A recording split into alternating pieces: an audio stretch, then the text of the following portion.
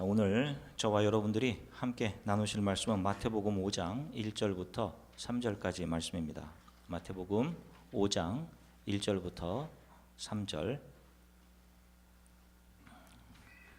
자, 함께 한 목소리로 하나님의 말씀을 같이 읽으시겠습니다. 예수께서 무리를 보시고 산에 올라가 앉으시니 제자들이 나아온지라 입을 열어 가르쳐 이르시되 심령이 가난한 자는 복이 있나니 천국이 그들의 것임이요. 아멘. 할렐루야. 자, 여러분 평안들 하셨습니까? 예, 올해 정말 눈도 많이 오고 날씨도 많이 추운데 여러분들 몸도 건강도 유의하시고 오늘 예배당이 많이 비었겠구나 생각하는데 또 이렇게 많이 나오셔서 참 감사합니다. 자, 이번 주부터 몇 주간 예수님께서 산에 오르셔서 설교하신 마태복음 5장부터 7장에 아울러 기록되어 있는 The Sermon on the Mountain 산상 설교의 내용들을 살펴보고자 합니다. 아마도 나름대로 구도자의 정신을 가지고 신앙 생활을 열심히 해오신 분들은 이 예수님의 산상 설교를 여러 번 읽으셨거나 설교로 많이 들어보셨을 겁니다. 저 또한 수없이 많이 이 부분을 읽었고 또 이 부분에 대한 설교를 들어왔습니다. 근데 대부분 이 부분 강해하신 분들의 설교는 이 산상수훈을 우리 성도들이 반드시 행하고 지켜야 할 도덕율로 설교를 해 주셨습니다. 우리 크리스천들이 반드시 이러한 모습이 되도록 노력하고 반드시 지켜야 한다 하는 도덕률. 그래서 성경을 읽을 때마다 바로 이 산상설교의 부분에서 수없이 좌절했고 이 말씀의 산의 기슭에조차 오르지 못하고 있는 저의 신앙의 무능함을 바라보면서 나는 복음 안에 있는 사람이 아닌가 라는 절망감에 빠지기도 했고요. 이 산상설교의 벽에 부딪혀서 스스로 나는 하나님의 예정에 없는 사람인지도 모른다는 생각에 하나님의 말씀에 대한 신뢰를 접었던 때도 있었습니다. 말씀대로 살려고 아무리 노력해도 잘 안 지켜지는 것을 어떻게 합니까? 한동안 잘 하다가도 누군가에게 분노해서 누군가의 마음을 아프게 하기가 일쑤였습니다. 여러분들은 어떠셨습니까? 형제에 대해서 폄하하고 뭐 저런 인간이 다 있어 라고 말하는 사람은 지옥불에 들어갈 것이라고 했습니다. 자, 여러분들은 어떠세요? 마음속으로 음행을 품는 것이 간음죄를 범하는 것이다 라고 예수님께서 말씀하셨습니다. 내게 구하는 자들에게 주고 꾸고자 하는 사람들에게 빌려주고 비방하는 자를 위해 기도하고 원수를 사랑하라 라고 하신 그 예수님의 말씀들을 여러분 잘 지켜내고 계십니까? 저는 젊었을 때 그렇게 설교하신 목사님 정도의 나이가 되고 신앙의 깊이가 깊어지면 가능해지겠지라는 그런 생각을 했었습니다. 그런데 그때 그렇게 가르쳐 주셨던 목사님들의 나이가 되고 저도 목사가 되어 있습니다. 그런데 더욱더 이 말씀들은 여전히 형편없는 저의 내부를 찔러서 저의 실체를 거울에 비추듯이 드러내고 저를 형편없이 저를 부끄럽게 하십니다. 나이가 들었는데도 아니 목사가 되었는데도 저는 여전히 이 말씀 앞에 너무도 부끄러운 사람입니다. 그러면 어떻게 합니까? 분명히 예수께서 선포하신 말씀은 굿뉴스요, 가스펠, 복음이요, 소망의 메시지일 텐데요. 이제 제가 이 하나님의 말씀 복음을 이해하고 설교하면서 지금까지 제가 배웠던 것이 많이 잘못된 것이었음을 알게 되었습니다. 예수님은 이 산상설교를 우리가 목숨을 걸고 지켜야 할 절대율, 도덕률로 우리들에게 제시하고 계신 것이 아닙니다. 오히려 이 말씀의 거울 앞에 선 너희들을 한번 바라봐라.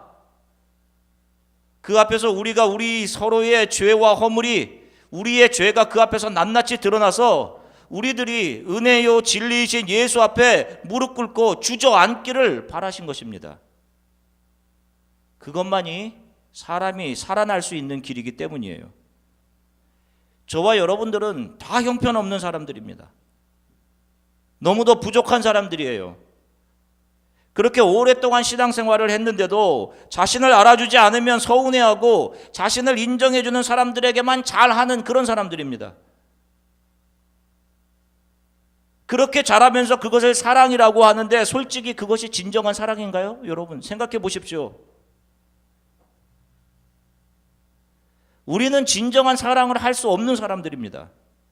고상하게 여기 앉아있지만 가장 소중하게 여기는 가족들에게 함부로 하고 이기적이고, 가장 사랑으로 품어주어야 할 예수의 품 안으로 들어와 있는 우리 교회 식구들 서로들에게조차 내가 뭔가 도움이 될 만한 사람, 나에게 뭔가 도움을 줄 수 있을 만한 사람 아닌 사람을 가려가며 마치 배급 주듯이 사랑을 적절히 사용합니다. 그러나 정말 중요한 것은 그렇게 우리가 진정한 사랑을 할 수 없음에도 불구하고 끝까지 자기 힘으로 그 사랑을 해보려는 부류가 있습니다. 그들은 자기의 힘으로 열심을 내어서 하나님에 대한 사랑을 표현하고자 하지만 실상은 그건 역시 자기 사랑의 한 부분에 불과한 것이에요. 결국 그 열심에서 자기 칭찬과 자기 편에 자기 쪽으로 모여든 사람들, 세상의 힘을 챙겨냅니다. 그러나 이렇게 부족함에도 자신의 부족과 지독한 이기심을 알고 깊이 애통하며 하나님 앞으로 나아오는 사람들이 있습니다. 저를 긍휼히 여겨주십시오. 이들이 바로 예수를 따르는 크리스천들인 겁니다. 산상설교가 의미하는 바를 몇 주간 동안 살펴볼 텐데요. 산상설교는 예수께서 산에 서시고 수많은 사람들이 그것을 듣기 위해 그 산으로 나아오는 것으로부터 시작됩니다. 그런데 비슷하게 구약에서도 산에서 하나님의 말씀이 선포되었고 그 말씀을 듣기 위해 백성들이 그 산 주위에 모여들었던 적이 있습니다. 바로 이스라엘이 출애굽한 후 50일 만에 시내산에서 모세를 통해 하나님은 그 백성들에게 말씀을 주십니다. 자, 출애굽기 24장 1절부터 4절 말씀 그리고 7절 말씀을 같이 읽으시겠습니다. 함께 읽겠습니다. 또 주님께서 모세에게 말씀하셨습니다. 너와 아론과 나답과 아비후와 이스라엘의 장로 70명은 나 여호와께 올라와서 멀리서 나를 예배하여라. 그런 다음 너 모세만 여호와께 가까이 나아오너라. 다른 사람들은 가까이 오지 말고 백성도 모세를 따라 이 산으로 올라오지 마라. 모세는 백성에게 여호와의 모든 말씀과 규례를 전해주었습니다. 그러자 모든 백성이 한 목소리로 대답했습니다. 우리는 여호와께서 하신 말씀을 그대로 따르겠습니다. 모세는 여호와의 말씀을 다 적었습니다. 이튿날 모세는 아침 일찍 일어나서 산기슭에 제단을 쌓았습니다. 7절입니다. 그리고 모세는 언약의 책을 가져다가 백성에게 읽어주었습니다. 그러자 백성은 우리는 여호와께서 하신 말씀을 그대로 따르겠습니다.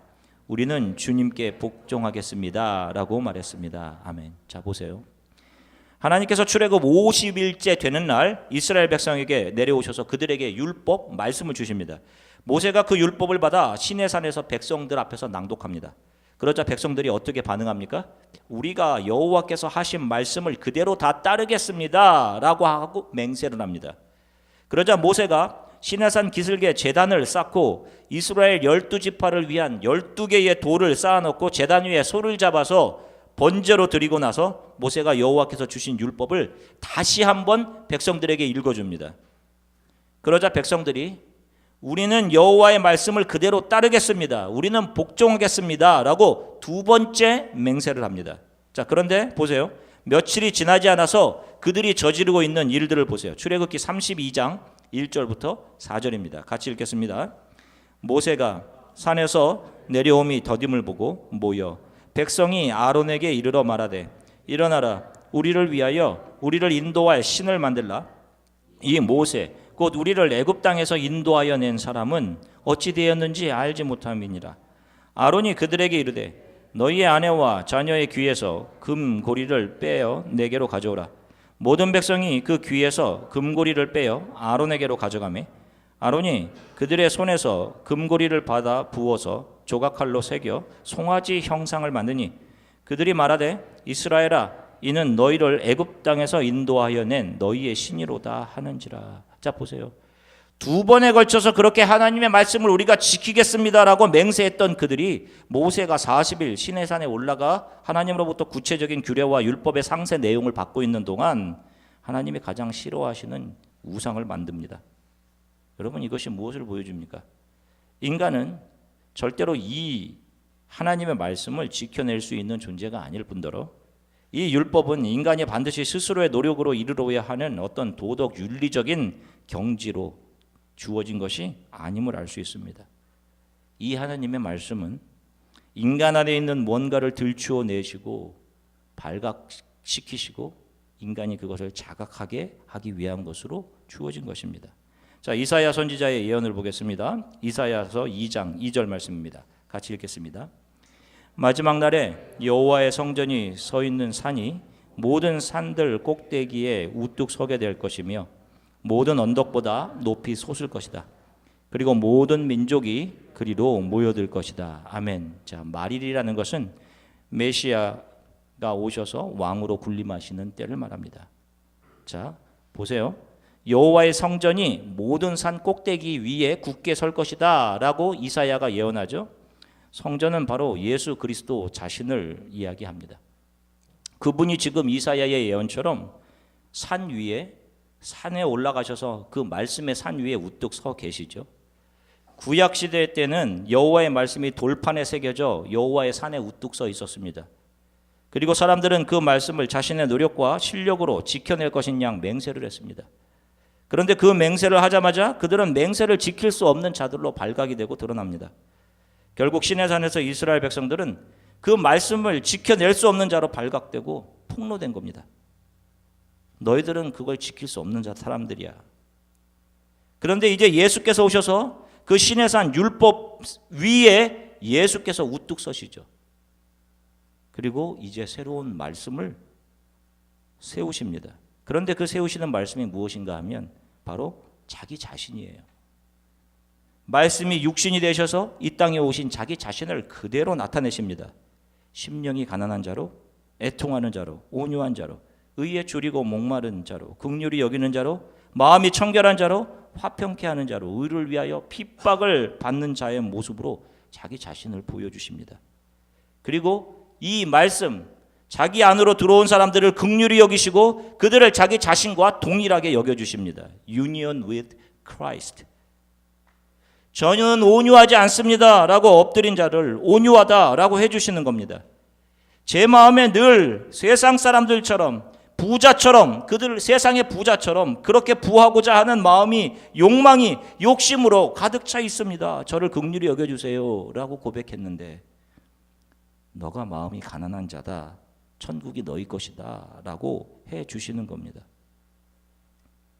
예수께서 예수 안으로 들어온 사람들을 안으셔서 그들을 심령이 가난한 자, 애통한 자, 온유한 자들이라고 해주시는 것이고 결국 그들을 예수의 품 안에 안으시고 예수만을 의지하게 하시고 그 예수와 같아지게 심령이 가난한 자로, 애통하는 자로, 온유한 자로, 의에 줄이고 목마른 자로, 긍휼히 여기는 자로, 마음이 청결한 자로, 의를 위하여 핍박을 받는 사람들로 만들어 가시는 것입니다. 그럼에도 매일의 삶에는 그들의 매일의 삶에서는 저는 자격이 없습니다. 저를 긍휼히 여겨주세요 라고 주 예수의 무릎에 엎드려 현재의 시간들을 지나가게 되는 것입니다. 출애굽한 후 50일째 되는 날 하나님의 백성들이 시내산으로부터 율법을 받죠.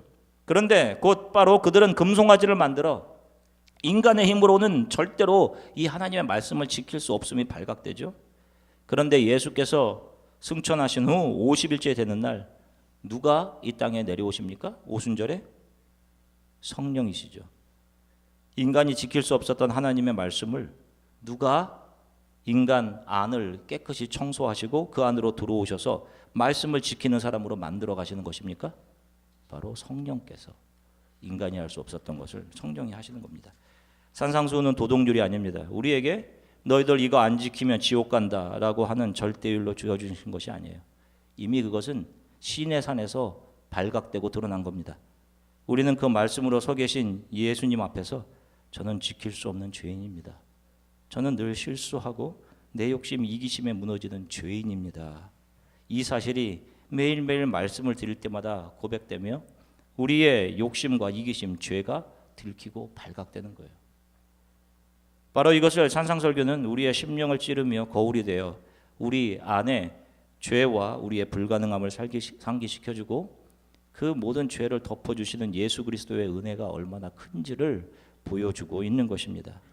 자, 이러한 신구약의 이해들을 기반 삼아서 예수님의 산상설교를 읽어가셔야 하는 겁니다. 오늘 우리가 읽은 본문은 심령이 가난한 자가 받는 복에 대한 말씀입니다. 심령이 가난한 자는 복이 있나니 천국이 저희 것이다 라고 말씀합니다. 이 세상의 가치와 사고방식으로는 절대로 이해할 수 없는 말씀이에요. 물론 심령이 가난한 자의 표본은 예수 그리스도이십니다. 고린도후서 8장 9절의 말씀 같이 읽으시겠습니다. 우리 주 예수 그리스도의 은혜를 너희가 알거니와 부요하신 이로써 너희를 위하여 가난하게 되심은 그의 가난함으로 말미암아 너희를 부요하게 하려 하심이라. 아멘. 우리가 하나님 나라에 들어가는 것은 바로 예수께서 자격 없는 자들에게 자격을 부여해 주시는 그분의 열심과 그분의 은혜로 들어가게 되는 것이지 우리의 노력이나 실력, 의지, 선행 이런 것으로 들어가게 되는 것이 아닙니다. 이 예를 우리가 이미 구약의 규례 안에서 발견할 수 있습니다. 전에 한번 살펴보았지만 우리가 지금 성경 읽기 레위기를 지나가고 있기 때문에 다시 한번 제가 살펴볼게요. 구약시대에 하나님이 거하시는 성소를 중심으로 한 공동체를 계속적으로 잘 이룰 수 있는 자격은 그 사람 한 사람의 거룩함을 유지하는 것이었습니다. 부정한 사람은 하나님의 공동체 안에 같이 함께 있을 수가 없었어요. 그런데 이 거룩함은 누가 판단하느냐? 하나님의 이름으로 서 있는 제사장이었습니다. 자, 레위기 13장 9절부터 17절까지 말씀을 같이 함께 읽으시겠습니다. 사람에게 나병이 들었거든 그를 제사장에게로 데려갈 것이요 제사장은 진찰할지니 피부에 흰 점이 돋고 털이 휘어지고 거기에 생살이 생겼으면 이는 그의 피부에 오랜 나병이라. 제사장이 부정하다 할 것이요 그가 이미 부정하였은즉 가두어 두지는 않을 것이며 제사장이 보기에 나병이 그 피부에 크게 발성하였으되 그 환자의 머리부터 발끝까지 퍼졌으면 그가 진찰할 것이요 나병이 과연 그 전신에 퍼졌으면 그 환자를 정하다 할지니 다 희어진 자인즉 정하거니와 아무 때든지 그에게 생살이 보이면 그는 부정한즉 제사장이 생살을 진찰하고 그를 부정하다 할지니 그 생살은 부정한 것인즉 이는 나병이며 그 생살은 변하여 다시 희어지면 제사장에게로 갈 것이요 제사장은 그를 질찰하여 그 환부가 희어졌으면 환자를 정하다 할지니 그는 정하니라. 아멘. 나병이라는 것은 문둥병, 한센병입니다. 이것은 강한 전염성이 있어 감염이 되면 손가락이 떨어지고 코가 떨어지고 온몸에 고름이 흐르다 죽게 되는 무서운 병입니다. 이스라엘 백성들에게는 부정함의 대표적인 병이 바로 이 나병이었습니다. 이 나병에 걸린 사람은 반드시 하나님 성소 중심 공동체 밖으로 내쳐져 격리되어야 할 사람들, 거룩하지 못한 사람들, 부정한 사람들로 취급되어질 수밖에 없었어요. 그런데 자 보세요. 12절 말씀을 다시 한번 읽어보겠습니다. 제사장이 보기에 나병이 그 피부에 크게 발생하였으되 그 환자의 머리부터 발끝까지 퍼졌으면, 자, 문둥병이 머리부터 발끝까지 퍼졌으면 이 사람의 상태는 가장 위험한 상태입니다. 완전한 문둥병입니다. 나는 이제 죽었습니다 라는 말 이외에는 아무런 할 말이 없는 그런 상태입니다. 이 사람은 아마도 가장 자의식이 낮은 상태이고 죽음 이외에는 아무런 이 생에서의 소망이 완전히 끊어진 그런 사람입니다. 그런데 성경이 이런 자를 어떻게 평가하는지 보세요. 13절을 같이 읽겠습니다. 그가 진찰할 것이요 나병이 과연 그의 전신에 퍼졌으면 그 환자를 정하다 할지니 다 희어진 자인즉 정하거니와. 자, 문둥병이 온몸에 퍼져서 살 소망이 없는 사람에게 가장 거룩하지 않고 부정한 사람인데 그 살 소망 없는 사람에게 하나님은 제사장을 통해 뭐라고 선언하라고 하십니까? 그 사람은 정하다, 깨끗하다라는 말입니다. 여러분 이것이 이해가 가십니까? 완전히 나병이 온몸에 다 퍼져서 살아날 소망이 하나도 남아있지 않는 사람, 살아보려고 바둥거릴 힘과 의지조차 남아있지 않는 사람, 살 소망이 없어 눈물만 흘리고 있는 사람에게 제사장은 너는 가장 부정한 사람이다, 너는 문둥병 중에 가장 심한 병자야 라고 선언하는 것이 아니라 너는 정하다, 너는 깨끗하다 라고 그를 긍휼히 여기며 선언해 주는 겁니다. 자, 그런데 생살이 조금이라도 남아있어서 자신의 힘으로 살아보려고 하는 힘이 붙어있는 사람을 어떻게 평가합니까? 14절 같이 읽겠습니다. 아무 때든지 그에게 생살이 보이면 그는 부정한즉, 조금이라도 나의 힘과 의지가 남아 내 힘으로 살아보려고, 생살이 조금이라도 남아 살아보려고 하는 반문둥병자인 그런 자들에 대해서 하나님은 부정하다라고 하시는 겁니다. 나병균으로 인해 그 병균이 몸에 붙어 자신도 어떻게 할 수 없이 죽을 병든 상태, 자신의 의지로 살아보려는 모든 생각들이 다 꺾인 자들, 그렇게 자신을 소망 없이 눈물로 하나님 앞에 저는 죽은 사람입니다 라고 서 있는데 하나님께서 그들을 정하다 해주시는 겁니다. 이 상태가 바로 심령이 가난한 상태인 것입니다. 성경은 이 땅에 있는 우리 모두가 죄와 허물로 죽은 상태라고 해요. 그런데 이 상태에서 살아나는 길이 있습니다. 이미 구약에서, 이 레위기에서 이미 그 길을 보여주시고 알려주시고 열어놓고 계셨던 것입니다. 뭐입니까? 나는 온전한 문둥병자입니다.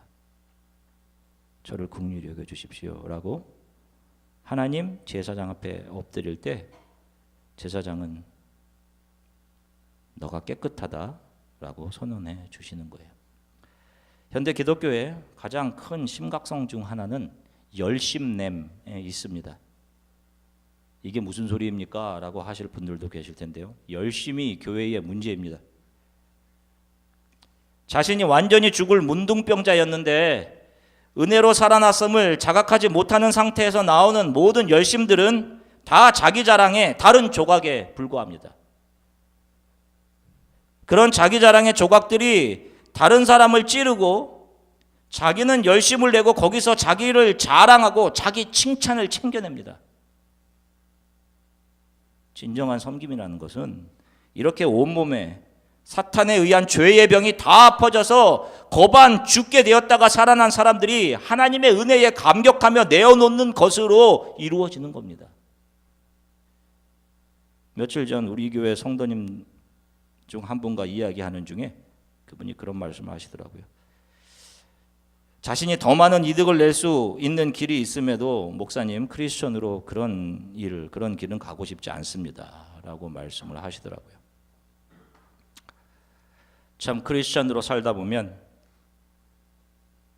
내가 왜 이런 수모를 겪어야 하나, 내가 왜 이것을 참아야 하나, 왜 내가 이 손해를 보아야 하나, 왜 내 자존심이 이렇게 구겨져야 하나 라고 생각할 때가 있습니다.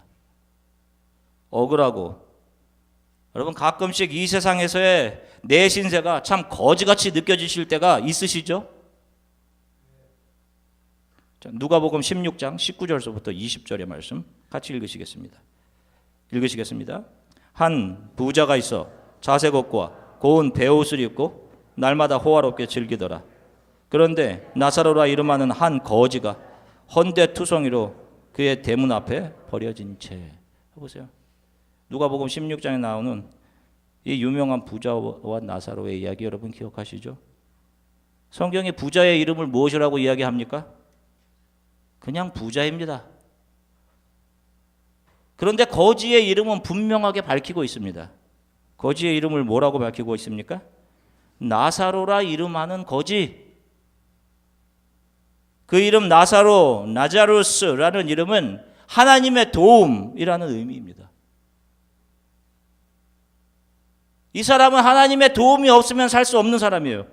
우리는 늘 하나님의 도움을 붙들고 사는 나사로들입니다. 그래서 우리들의 이 세상에서 믿음을 지키며 살면서 여러분들이 크리스천으로 사시면서 참 외롭고 거지 같을 때가 많은 겁니다. 그러나 그 이름이 나사로인 사람들은 하나님의 도움이 없이는 하루도 살 수 없음을 고백하며 주 앞에 무릎 꿇으며 살아가는 바로 그 사람들, 그 이름이 성경 생명책에 분명하게 기록되어 있는 것입니다. 천국이 바로 이런 사람들의 것인 겁니다.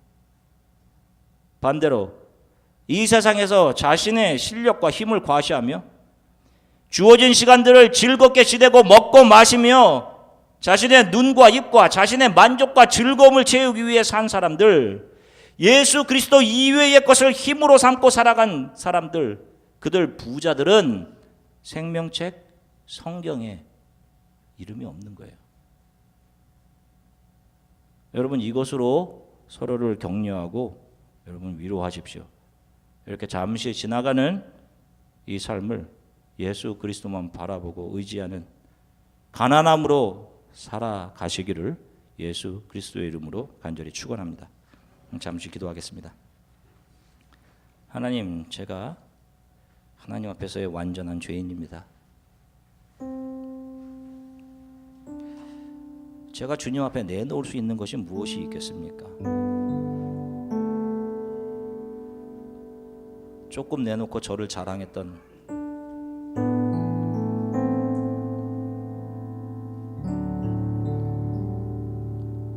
저를 용서해 주십시오. 제 안에 선한 것이 하나도 없습니다. 주님, 제 자랑과 의지하던 세상의 힘들 주님 앞에 내려놓습니다. 예수만을 저의 힘이요 의지 삼고 살아가게 해 주십시오. 여러분, 다른 것들 때문에 여러분들의 신앙이 영향받을 이유가 전혀 없는 거예요. 세상의 부자들을 바라보면서 여러분 가슴 아파할 이유가 없는 것입니다. 그들의 이름은 생명책에 없어요. 세상에서 부자가 아닌 하나님의 도움이 없이는 하루도 살 수 없는 나사로로 살아가게 해 주십시오. 날마다 주님 앞에서 긍휼히 여겨 주십시오. 주님 없이는 하루도 살 수 없습니다라고 하는 가난한 심령을 가지고 하루하루 살아갈 수 있게 하나님 도와주세요. 우리 이렇게 잠시 함께 기도하겠습니다. 사랑해 주님 참 감사합니다. 사랑하는 성도들과 함께 하나님 말씀 나누게 하셔서 감사합니다. 주님, 전신에 문둥병이 퍼진 살 소망이 끊어진 사람들, 그를 너가 부정한 자이다, 너는 이 공동체 밖으로 격리되어야 할 사람이다 하지 않으시고 그를 정하다 하시며 오직 자기의 힘이 남아 무엇인가 할 그런 능력과 힘이 남아있는 사람들을 오히려 부정하다고 하셨습니다. 하나님, 우리가 할 수 있는 것은 아무것도 없습니다. 이 세상 사람들이 자신의 꿈과 소망을 이 세상 속에서 발견하며 이 세상의 힘들을 소유하며 이 세상의 옷들을 입어가며 부자로 살아가고 있는 동안 우리는 세상 사람들 속에서 거지 나사로와 같은 모습으로 살아갑니다. 그러나 분명한 것은 우리의 이름이 생명책 주님께 기억되고 있다는 사실입니다. 이것을 기억하고 위로하며 하나님 힘내어 이 신앙의 길을 걸어가게 도와주십시오. 부자가 아닌 나사로로 이 땅의 제 삶을 살아가게 하나님 도와주십시오. 한 주간 동안 성도들의 삶을 지켜주시고 좋지 않은 날씨 속에서